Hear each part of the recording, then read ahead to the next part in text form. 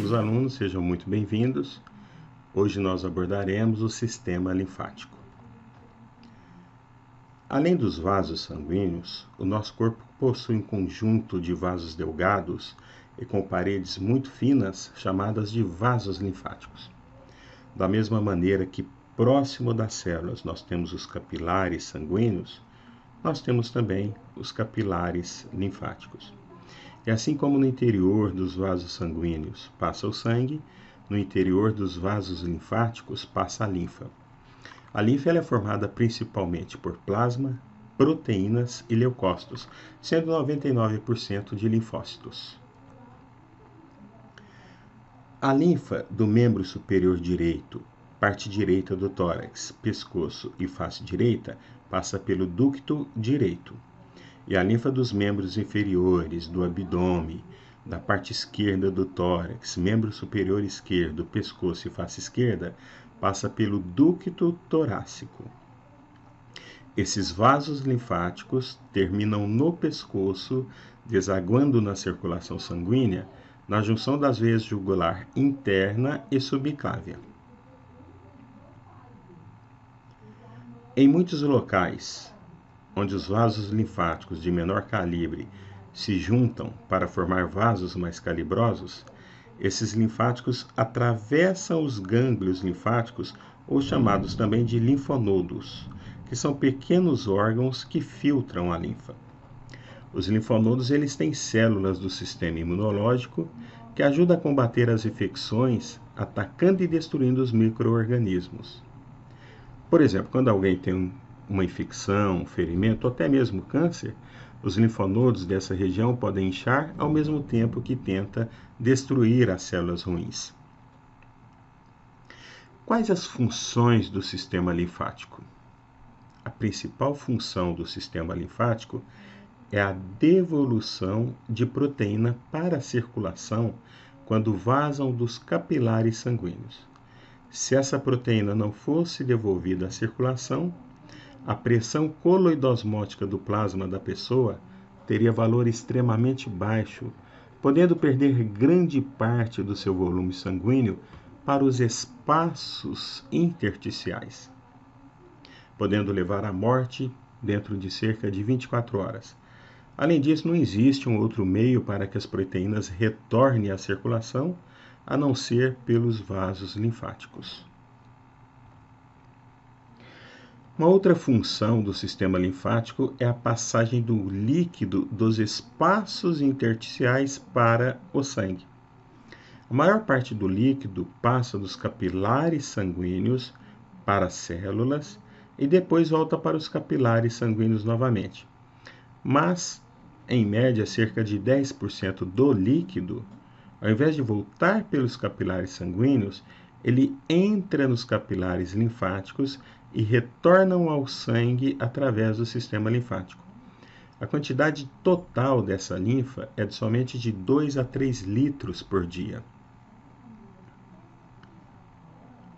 As bactérias que estão no líquido intersticial, elas podem passar pelos capilares linfáticos e dessa forma entrar na linfa.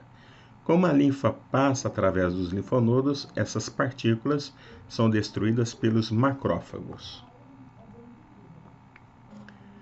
A absorção de nutrientes do trato gastrointestinal é uma das principais vias do sistema linfático, sendo responsável principalmente pela absorção de gorduras.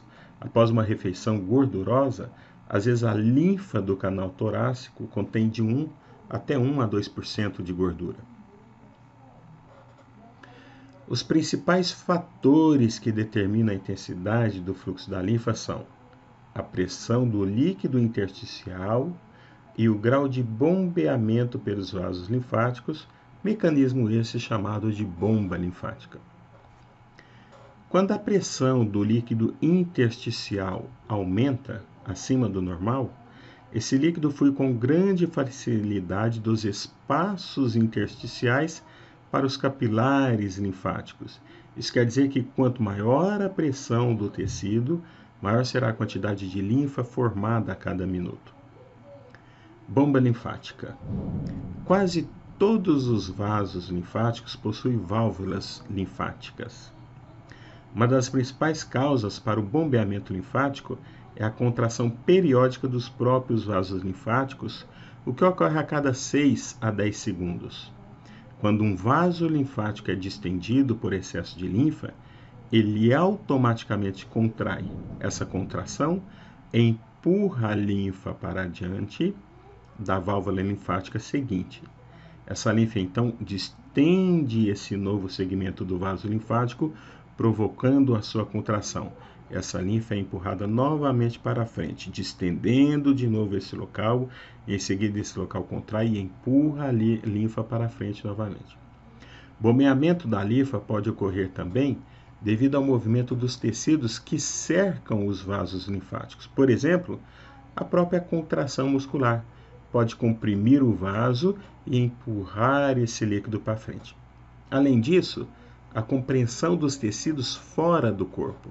Então, existem vários procedimentos de compreensão dos tecidos fora do corpo que comprimem os vasos linfáticos e empurram a linfa no interior desses vasos. O estado seco normal dos tecidos, formação de edema na insuficiência desse mecanismo, importância da pressão negativa nos espaços intersticiais.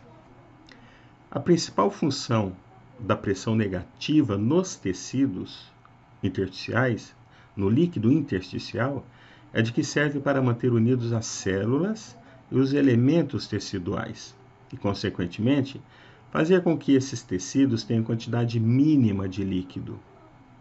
Ou seja, o sistema linfático retira continuamente líquido dos espaços teciduais, tornando-o tão pequenos quanto possível, e é nesse estado que os tecidos funcionam.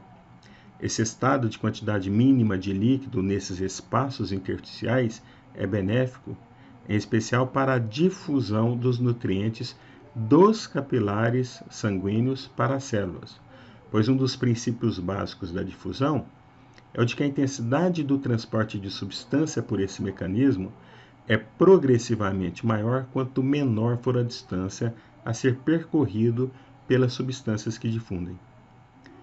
Quando o corpo fica incapaz de manter a concentração adequada de líquido nesses espaços intersticiais, mas pelo contrário permite a retenção de grandes quantidades adicionais de líquido nesses espaços, é originada a condição conhecida como edema, ou seja, o edema é um acúmulo de líquido nesses espaços intersticiais.